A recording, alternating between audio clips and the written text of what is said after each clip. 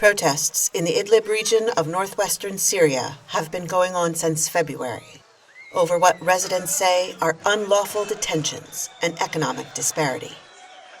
They continue despite a crackdown by the rebel leadership of northwestern Syria, Hayat Tahrir al-Sham, or HTS, which has deployed security forces ahead of expected demonstrations, set up checkpoints, and made arrests. Protesters are also calling for the resignation of some top leaders. In 2011, we went out in demonstrations against Bashar al-Assad for his practices against the people.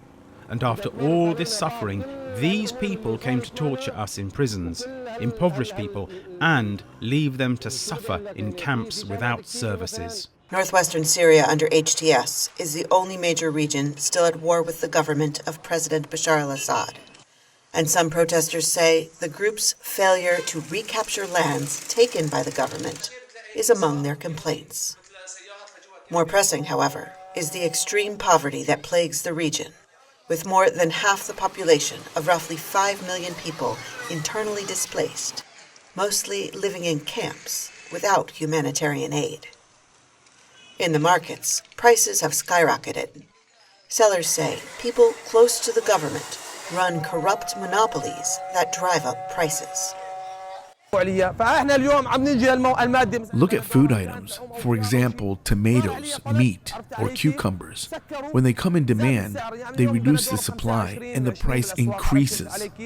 Lawyers say people are being arrested by the hundreds for political dissent. There are no trials and there are no warrants. They arrest people who criticize the government based on customs and the whims of the security forces. But officials from the Syrian Salvation Government, the civilian leadership associated with HTS, say they do not arrest people for criticizing the government. These demands began to shed light on government shortcomings related to the economy, living situations, the security situation, and many other issues, such as some laws.